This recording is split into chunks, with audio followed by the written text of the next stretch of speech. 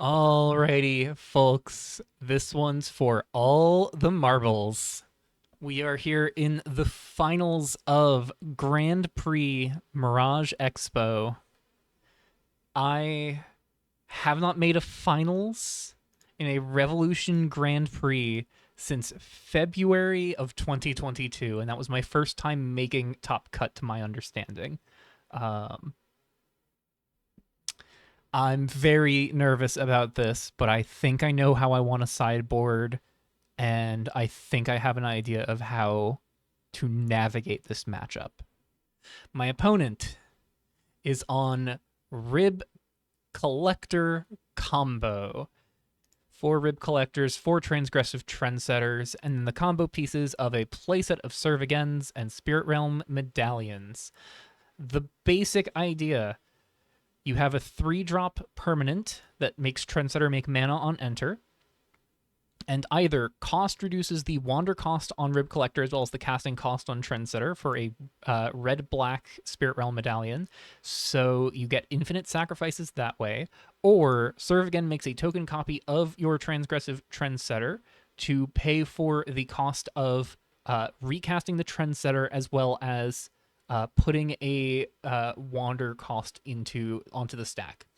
Spirit Realm Medallion makes infinite sacrifices. Serve Again does the same, but I believe also makes infinite decayed tokens.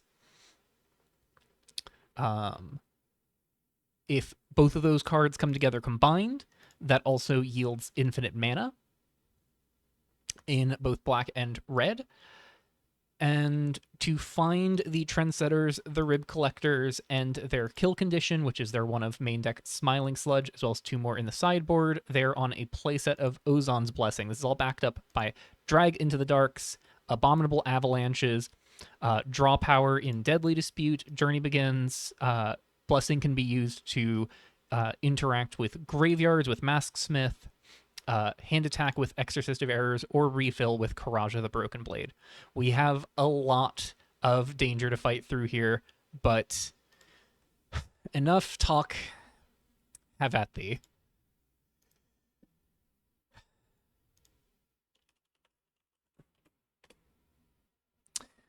Alrighty.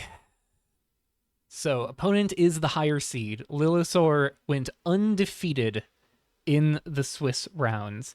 The only player to go 4-0 because Epid and PTM chose an intentional draw. So Lilisaur is the top seed of the tournament, gets to decide player draw here. I am 6th seed. So that is an advantage my opponent gets right out the gate. Checking to see. We do not currently have any spectators, but obviously anybody who's watching this is a spectator as well. I am waiting to even take a peek at my opening hand until my opponent tells me if they are indeed on the play, because I just want to kind of play things as by the book as possible.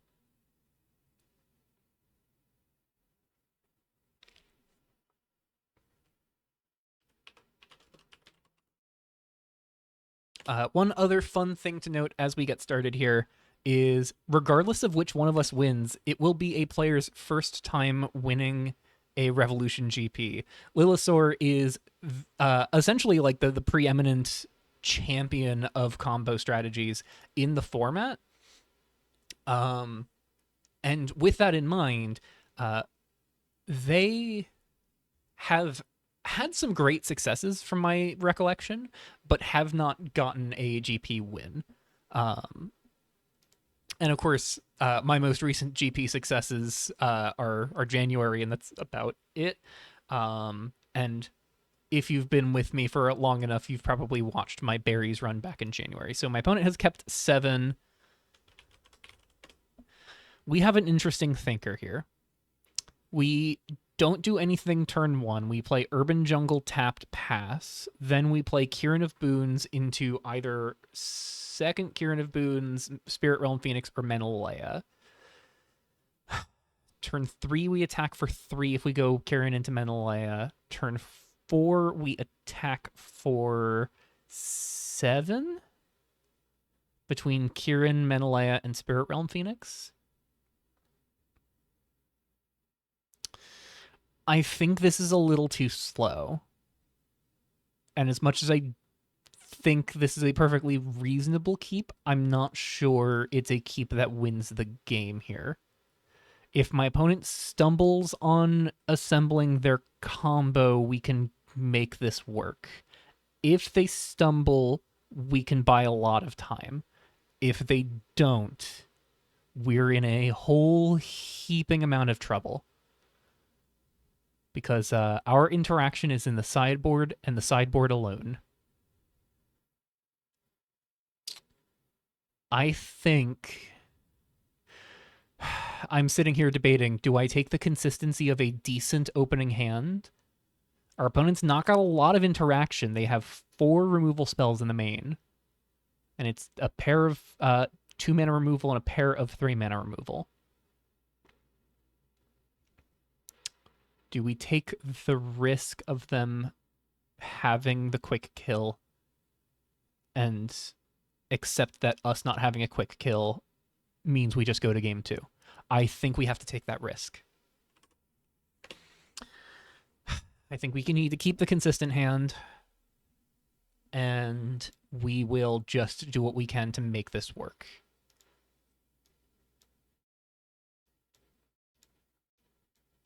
Opponent plays Primal Fissure and is cracking it immediately, getting a Forest. I think this means they're going to be casting a Journey Begins here. That is already a little scary for us because this goes and finds one of their combo pieces from the top 5. So, nervous about the fact that we do not have a turn 1 play. But we will make it work. The nice thing is if we do draw a 1-drop, we have literally no reason to shock in the Urban Jungle immediately. We can just play Mountain, play the 1-drop. They're going to get an Erosive Path. I'm nervously excited by that. They could be needing to use Journey Begins just to hit land drops. Of course, they could have kept a land light hand off the back of Journey Begins plus combo pieces in hand, so we got to be wary. We find a Frolicking Tatsuko. I think that beats Kieran of Boons for the thing we want to play next turn. We're going to play Urban Jungle tapped and pass. This is fine. We only have 8 1-drops anyways. Would I prefer developing a 1-drop? Absolutely. Will I survive having not developed a 1-drop? Absolutely.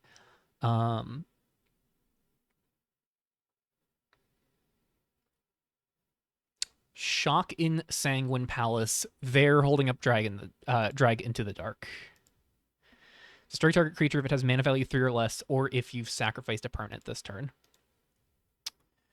That is notably not the land they revealed off of Journey Begins, and now Erosive Path enters tapped.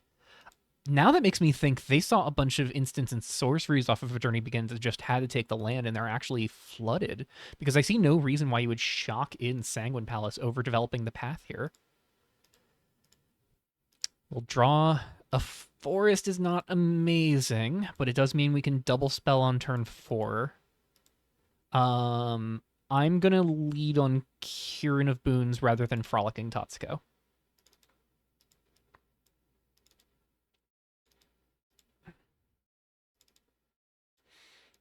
If this gets dragged into the dark, they're going to cycle Erosive Path.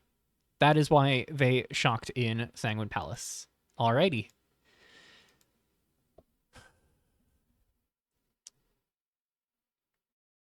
I'm a little nervous.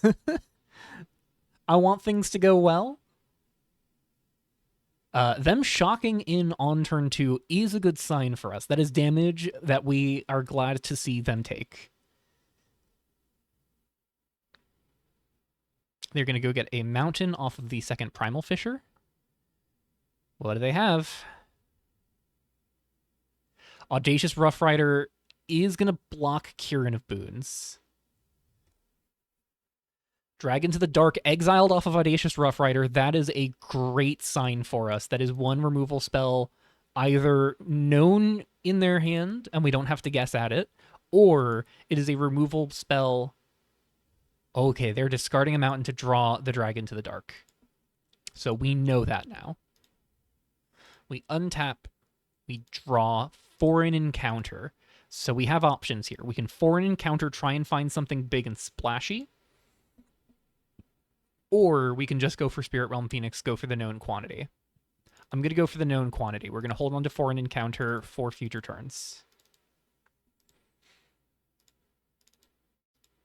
2 in the air. And then we're just going to pass. And if they drag the Spirit Realm Phoenix, we get to pick it back up next turn when we go for Frolicking Tatsuko plus Menelaya.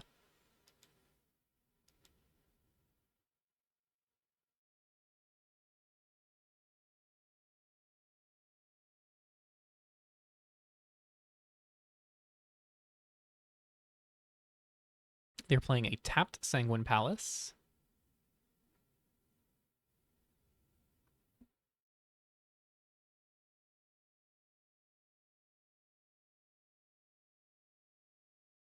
They're playing Serve again. Okay. Upsides and downsides. The upside, we know the removal's not coming down this turn. Downside, they could combo kill us next turn. If they have, if the 3 of the 4 cards in their hand are Medallion, Trendsetter, Rib Collector, which that needs to be the exact 3 cards in their hand besides the one Dragon to the Dark we know. If that's the exact contents of their hand, they make infinite mana, infinite transgressive Trendsetters, and then get to use Audacious Rough Rider to transform their removal spell into a Smiling Sludge and kill us. So if they have it, there's not much we can do. But what we can do is our Damnedest. Another Foreign Encounter is the draw here. We're going to tap this just to make it easier to tap the second one. We're going to go for Frolicking Tatsuko. Menelaya. On Spirit Realm Phoenix and Kieran Boons.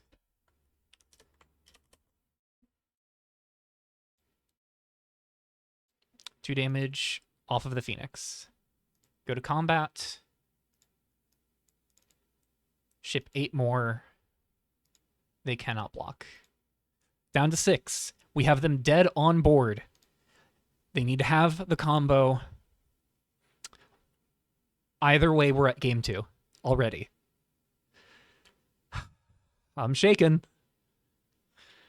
Don't have it.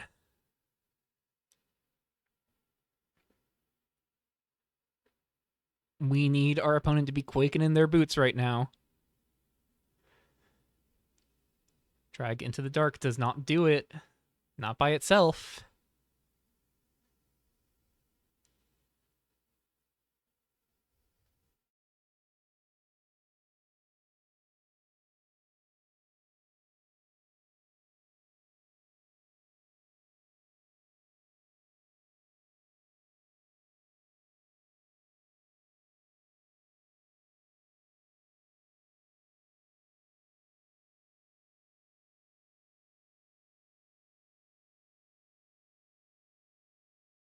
Opponent's pausing. Sorry for the pauses on my end. I'm just kind of nervously, excitedly hoping my opponent doesn't go, oh no, this is transgressive Trendsetter.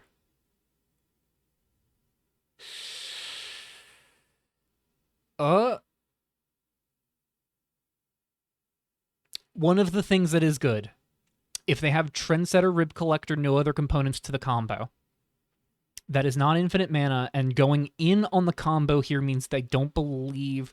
they can end the combo by holding up Dragon to the Dark. But Kieran of Boons in multiples stacks the ability so we can make multiple creatures unable to block. And the infinite tokens can't block because they have Decayed.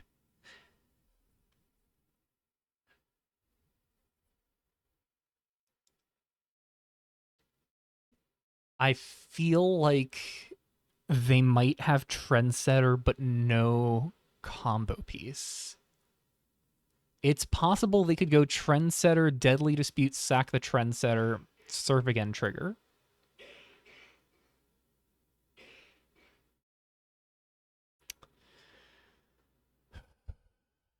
Okay. Opponent still thinking.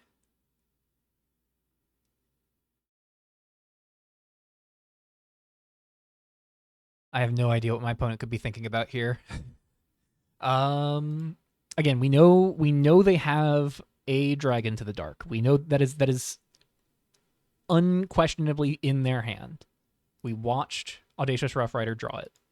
Beyond that, anything could be coming here.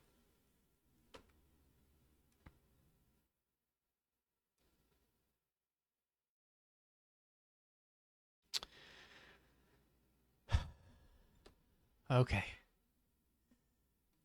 What could they be thinking about? I could see the opponent thinking about whether or not to use the removal spell now or hold it up for our turn. The problem with holding it up is that it gives us access to Menelaya, but of course, if we want to protect a creature, we spend mana and tap the creature, which denies it an opportunity to get in anyways. As it stands, their best out is putting bodies on the board. So how are they putting multiple bodies on the board here?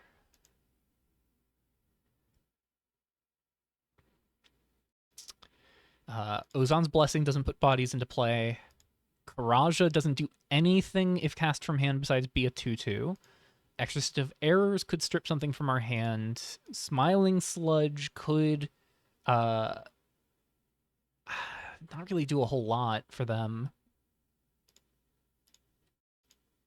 Shigani Minor Burns doesn't do anything yet. Yeah, there's not much that I can think of that's like 2 mana that I could see my opponent really benefiting from here. Masksmith doesn't really help them. It's really just the combo. So the question is, are they debating whether or not to go in on the combo?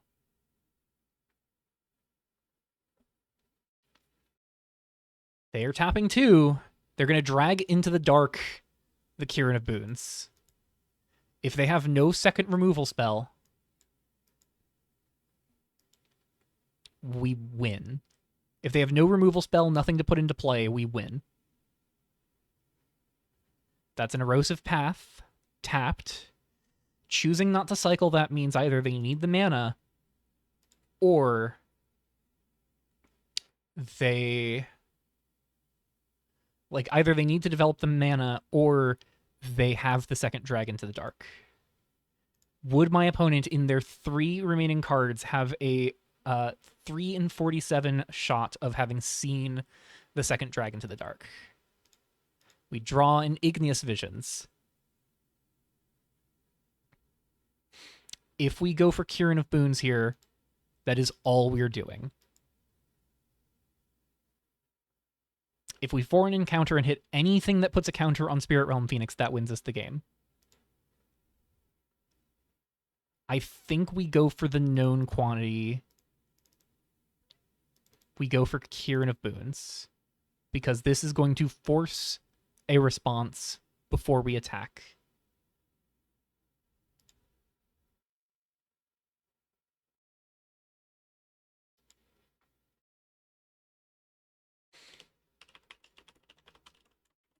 Opponent says, well,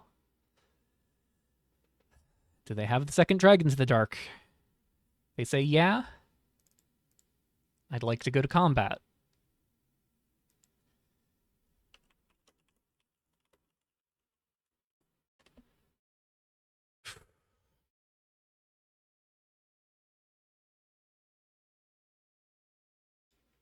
I will swing with the squad.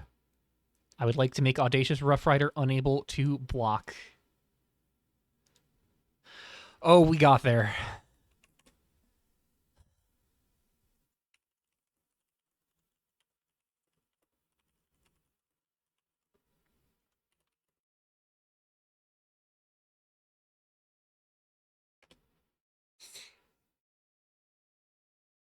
Opponent says they were punished for tapping out for serve again there. I love to hear that.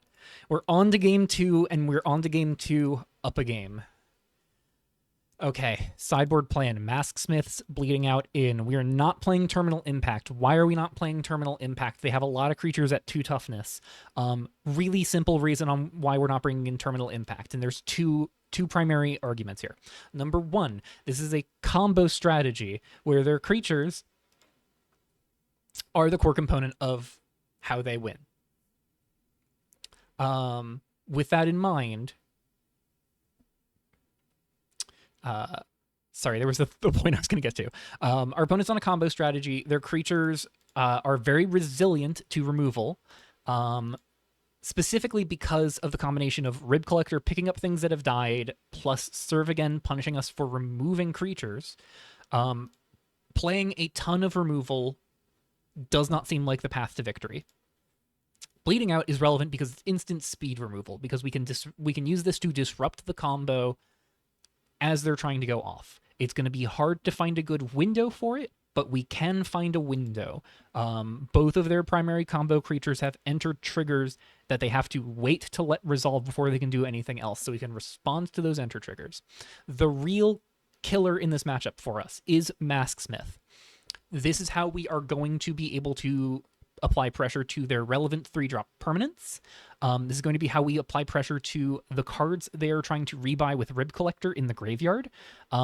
If we can find an opportunity to hold up green mana for Mask Smith when passing to the opponent, we need to. As far as what we're boarding out, Igneous Visions is out of here. We do not really have the room to be waiting on the extra grind potential of Igneous Visions. We just need to not really have a lot of pressure on our graveyard. And obviously Spirit Realm Phoenix is sticking in. The other thing we need to look at, making 3 more cuts for bleeding out. It's going to be 1 Menelaya, 2 Shiori. Shiori scales really quickly, but doesn't really do much to get past our opponent. Menelaya is kind of just the weakest link on our 2-drops. It's not a bad 2-drop by any means, but compared to some of the other options, Frolicking Tatsuko, Kieran of Boons, and especially Mask Smith post-board, all much more important. Let's go. Opponent is going to get to be on the play here, but we are post-board up a game.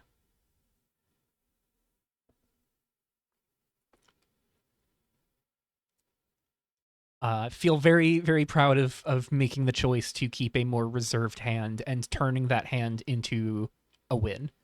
There was an inclination in my brain to try and get greedy and get a more explosive start. That would have absolutely cost us in several ways. This hand is interesting. We've got Calamity Cat, Ignited Soul, Menelaya, double for an encounter. Kind of torn between Calamity Cat or Soul on turn 1. I think it's ultimately a question of which we would rather follow up with Menelaya. I think it's going to be Ignited Soul into Menelaya here.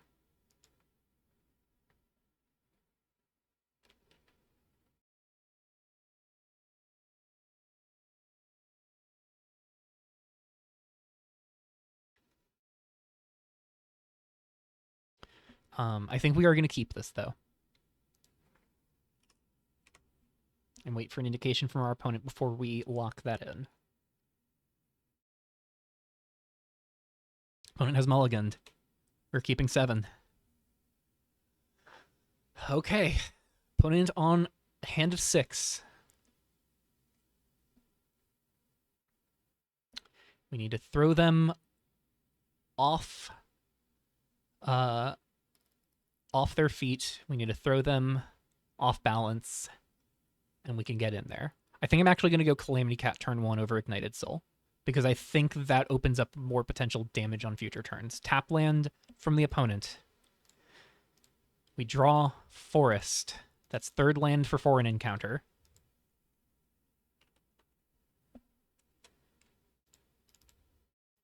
Calamity Cat in. We swing 1. We pass.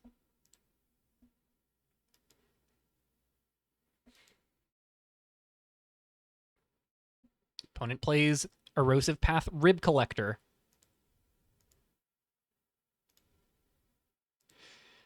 We untap, we draw. Ignited Soul. Okay, we have an interesting option here now. Do we go for Ignited Soul, Calamity Cat, guarantee getting in for 2, pitching an Ignited Soul, get that train rolling? I think we're going to go for Menelaya still.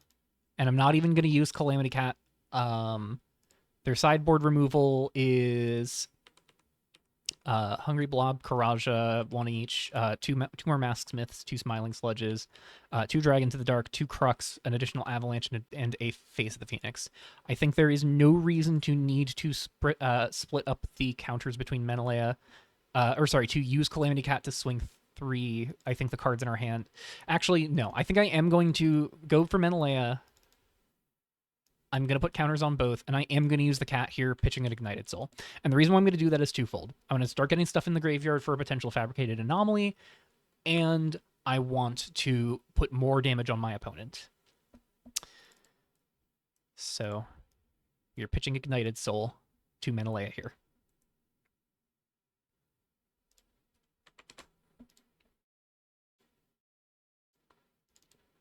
We're going to push 3. They're going to take 3, and we're going to pass.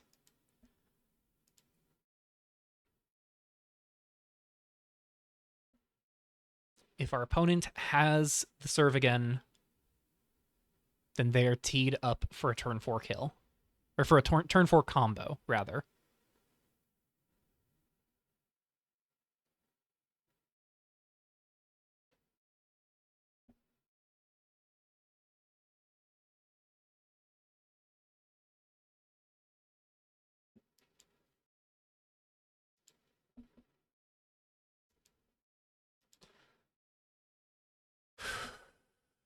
What could they have here?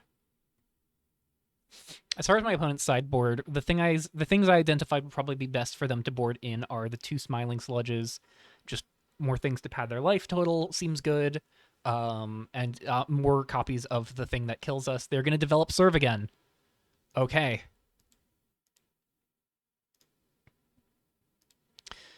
We draw Bleeding Out.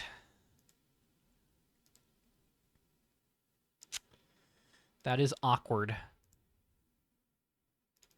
I think we need to hold up Bleeding Out pretty much for the rest of the game.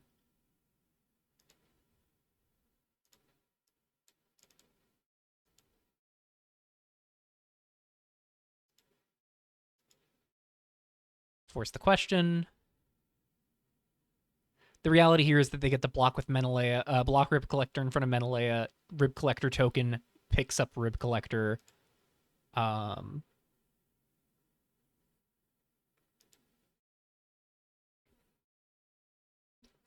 So we're only getting in... Oh, we're getting in for 5. Interesting. We're going to hold up Bleeding Out. We're going to hold up Bleeding Out, and I think we may also look at cycling a foreign encounter. Because I would much sooner prefer to draw a Mask Smith and play it for 2 than spend 3 mana to put it into play with a +1/+1 counter. We could have foreign encountered for more damage, but with Serve Again plus Rib Collector, Ozon's Blessing,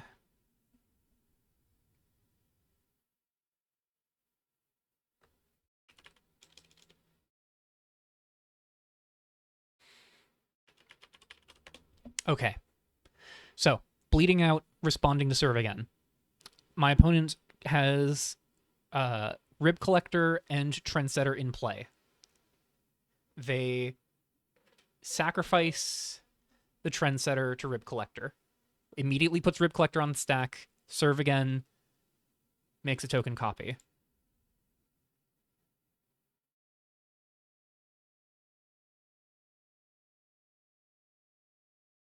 If we let them... If we kill the Rib Collector here... Okay, if we kill the Rib Collector here, they get it back in hand with Serve Again, but Trendsetter makes mana, makes 2. They can recast the Rib Collector, but they can't wander the Trendsetters for more mana. or sorry, wander the Rib Collectors to make more mana with Trendsetters, because Wandering is mana neutral right now. So I do have to kill the Rib Collector in response here.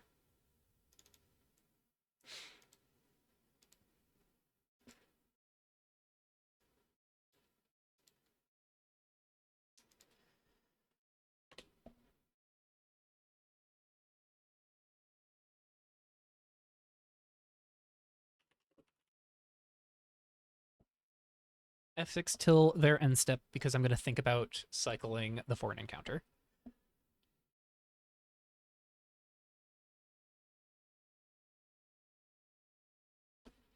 This does disrupt the combo for a turn, but they are going to have the combo online next turn.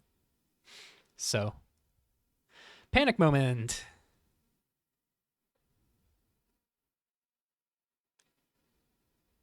They're going to get the Trendsetter.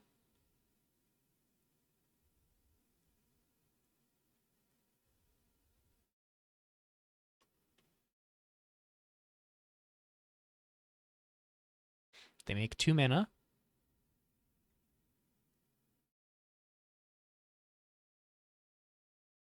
If they have Deadly Dispute, that does it. And then I have 1 turn to try and find a way to kill them from 10. With 5 power on the board. They're going to spend 2. No Deadly Dispute, please. Exorcist of Errors.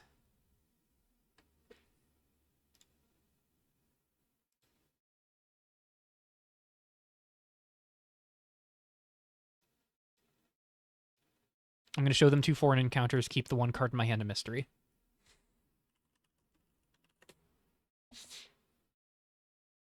Because I think they always want to take a foreign encounter here.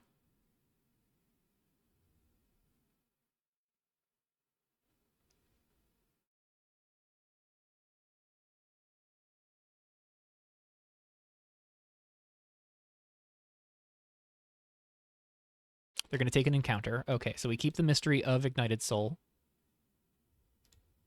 This goes here.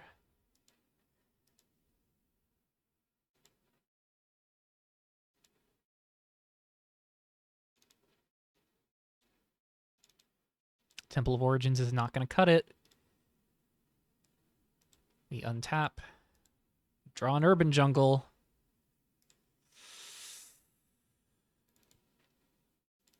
We need to play Ignited Soul.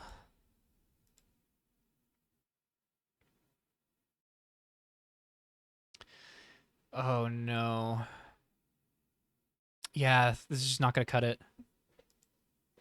So here's what we're going to do. We're going to pitch the Temple of Origins, give the Ignited Soul, +1/+1 in haste. We're going to go to combat, turn it sideways. They cannot block because it's got Menace, and they only have 1 available blocker because this has Decayed. We're going to discard the Urban Jungle and draw. Fabricated Anomaly, not going to cut it either. So, looking at the bright sides here, they do not outright kill us yet. With what we know they have access to, they don't kill us yet.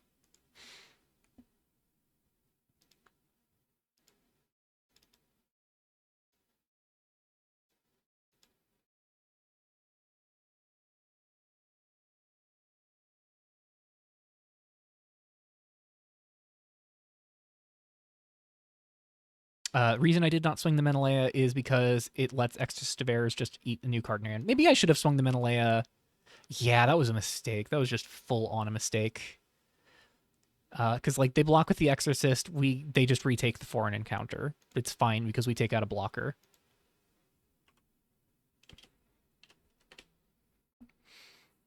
I'm not sure it would have mattered here. They're gonna wander, sack the Trendsetter. They're gonna make infinite Trendsetters.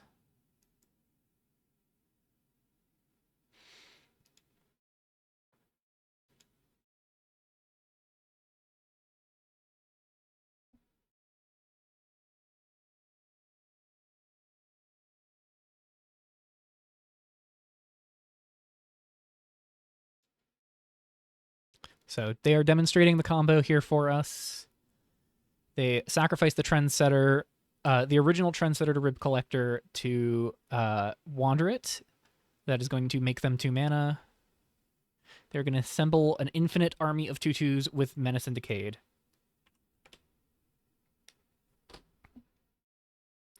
The end result here is their current board state with a bunch more Trendsetters. And they're going to pay a black here for another Rib Collector. Pay a red. Okay. So they have 4 blockers here. We untap, we draw. Masksmith just a turn too late. All right. So that's the combo. That's what we got to beat. Opponent got the combo really quickly here.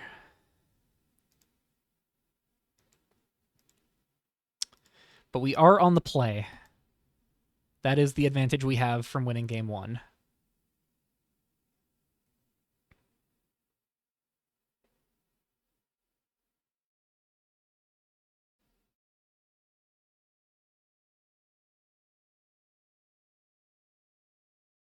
And yeah, killing the Exorcist of Errors would not have changed a whole lot about that end state there.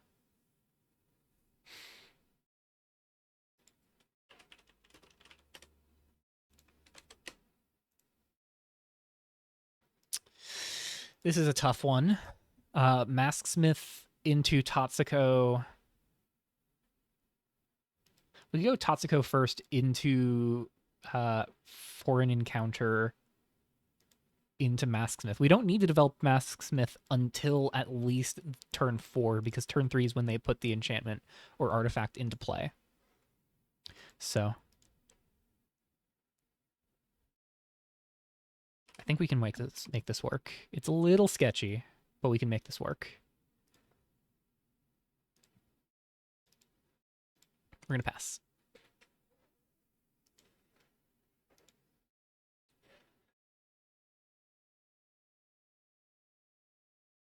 They're going to play a tap land as well. We untap. We draw Temple of Origins. We're going to play that over the Primal Fisher.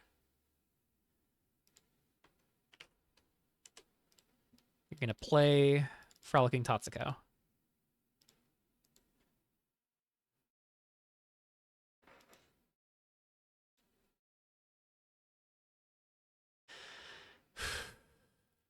Little nervous. This is for all the marbles right now. Opponent has Forest. What else do they have? Full Grip. They pass. They could be holding up a Cycle. They could be holding up Drag into the Dark. We draw Forest. We're going to Primal Fisher. Crack it. Go get a Mountain. We're going to pay 3 for Foreign Encounter. Opponent's going to drag into the dark the Frolicking Tatsuko. Sure thing. View the top 6. Ignited Souls, Lands, and Masksmith. We're going to get the Masksmith. Ship it to the bottom.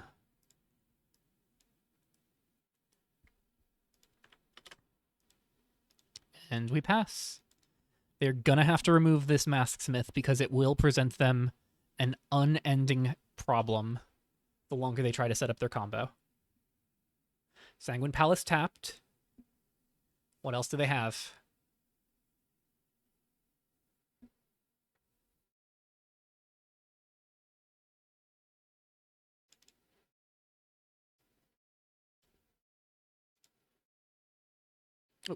Looks like they accidentally moved Dragon into the Dark in their graveyard somehow.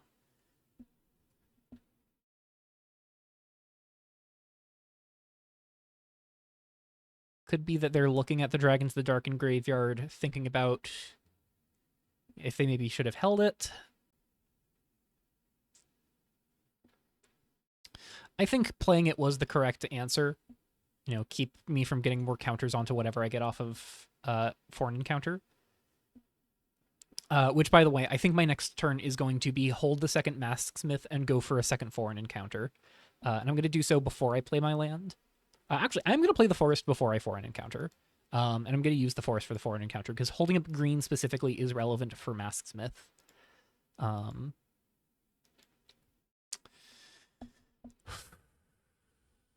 I'm so nervous. That's the second Dragon to the Dark. Okay, Masksmith down. We now we have good reason to want to develop the second Masksmith. We untap. We draw. Kieran of Boons. Alternative option here. We cast Foreign Encounter.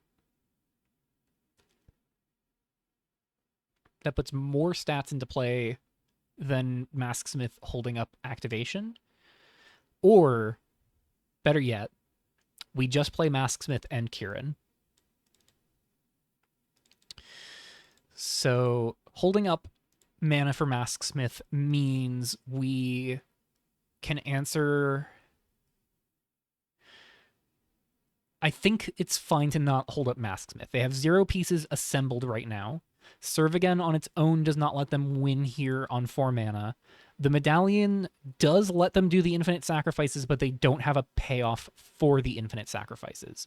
So I'm going to run out the Kieran of Boons as well.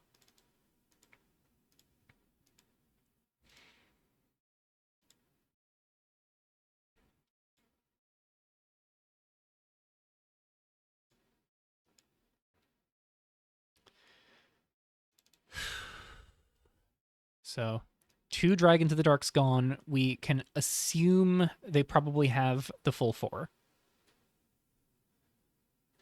They tap 2. That is a trendsetter. And just a trendsetter.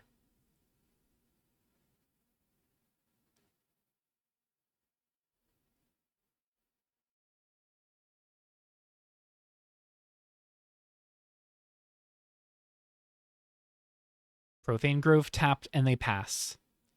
4 cards in our opponent's hand. They need 3 more cards to win. 2 more. They can win next turn with Rib Collector if we don't leave Masksmith up. We draw Urban Jungle, not ideal.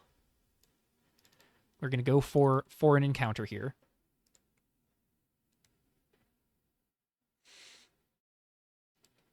Take a look at the top 6 again.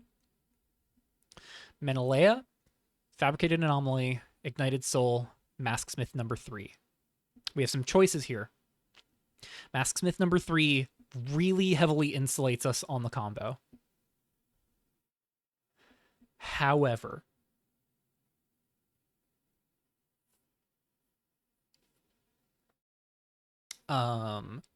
Fabricated Anomaly lets us apply pressure more severely here. Menelaya actually, I think, is our best bet. I think we're gonna go Menelaya. Opponent's looking at their sideboard, looking at what they might have boarded out. Fabricated Anomaly is more prolonged damage. So we have exactly 5 cards in graveyard to eat with Fabricated Anomaly. And we can loot away one of our lands here. Might be the Fabricated Anomaly. It's going to let them block, but I don't think they do here. Yeah, we're going to go the Anomaly. I don't think they can afford to block here. So this is like Menelaya, but we also develop a puzzle box. And I'm going to puzzle box loot away the Urban Jungle. That's second Fabricated Anomaly.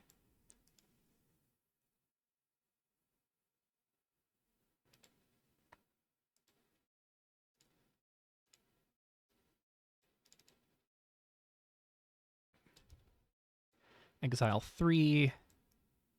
Exile 2.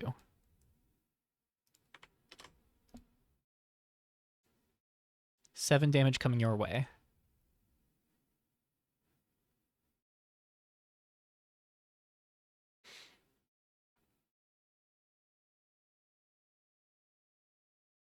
Actually, I don't know if them developing the Trendsetter costs them or allows them to combo here.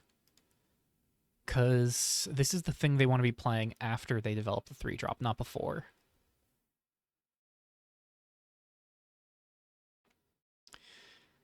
Either way, put 7 damage on the board. And Kieran of Boons is going to negate blocking moving forward here.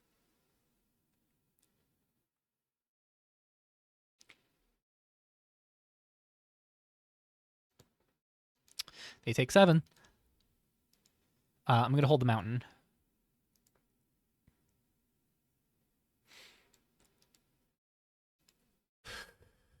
The nerves are out of this world right now.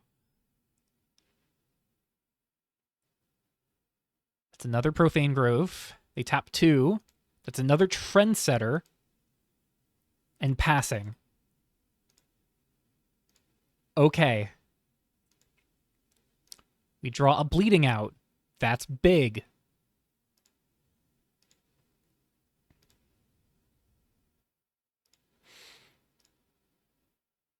I think we actually loot away the Fabricated Anomaly to put a counter on the our in-play Fabricated Anomaly and push 10 damage. Oh my god. If that works and we get in for 10, we win. Because we drew the Bleeding Out. Loot the Anomaly. That's a Spirit Realm Phoenix. Wait, did that just kill in and of itself?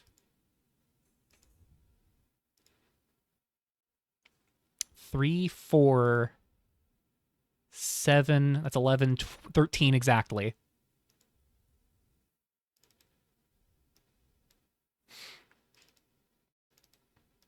Spirit Realm Phoenix. Move to combat. Third Drag in the Dark. Even if it removes the Phoenix, we still have it. If it removes the Anomaly, we do not.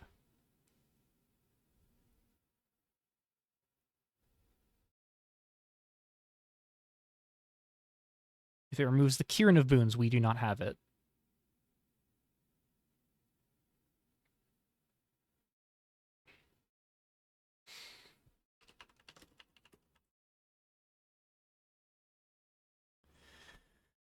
Oh boy. This is the make or break moment. Opponent says, oh, sorry. Yeah. We're good to attack. We have 1 Trendsetter, 2 Trendsetter triggers.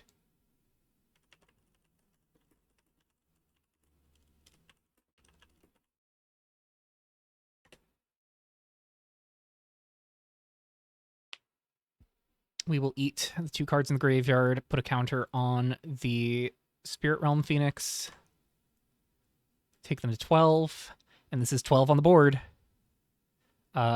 No blockers. Damage?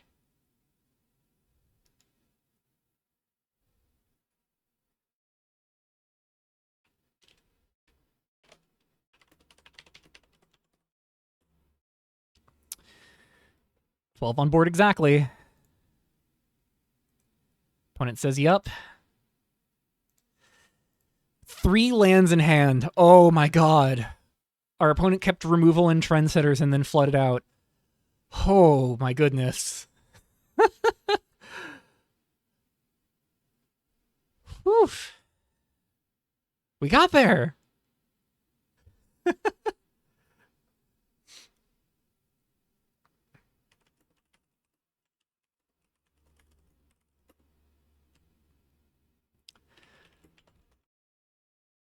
Oh my goodness. That's my first GP win. Serve again on top. Land, Frolicking Tatsuko, Mountain, Ignited Soul. Oh my goodness. Oh my goodness, we got there. Navigated double removal spell to just put a lot of power in play. Oh my goodness. I need to record the final thoughts now, but I've never had to record the final thoughts after winning a GP, so I'm going to need a moment to really think about all of that.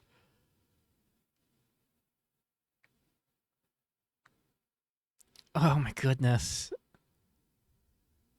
And like Masksmith really just showing how good of a sideboard card this is. Like, Text be damned, it's a 2-mana 3/2. It kills them. The stats mattered. Oh my goodness. Every point mattered. Because, like, Phoenix was not necessary for the kill there. We have 10 on board through Masksmith plus Kieran of Boons is 7. Turn off the 2 blockers plus Fabricated Anomaly gets in for an additional 3 because we had 2 cards in Graveyard. And then we deal 3 with Bleeding Out. So even if they had removal for, like, the Spirit Realm Phoenix, we had lethal. Whew.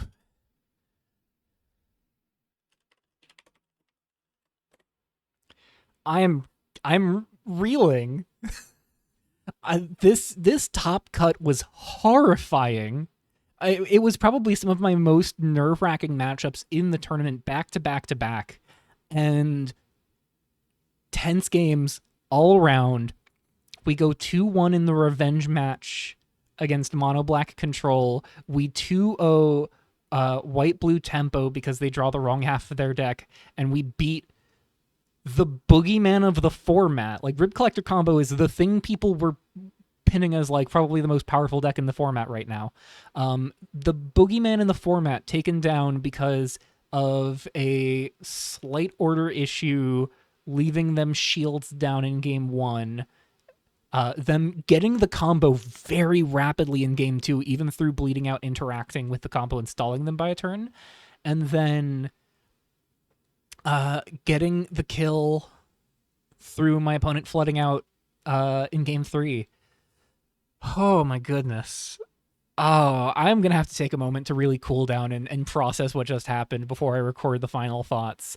So stay tuned for that, folks. There will be things to think about and things to talk about where this deck is at, how I feel about the deck in the field overall, how I feel about the format's health overall.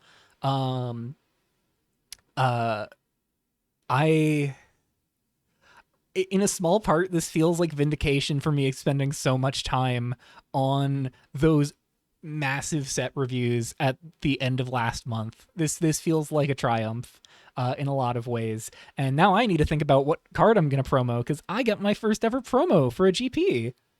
So that's fun as well. And even with that being said, I got 3 league promos for this deck. I promoed Calamity Cat and Spirit Realm Phoenix and Shiori. So this is kind of becoming one of my new hallmark decks, and maybe we'll see it again next month. We'll see how the format changes at the start of next month.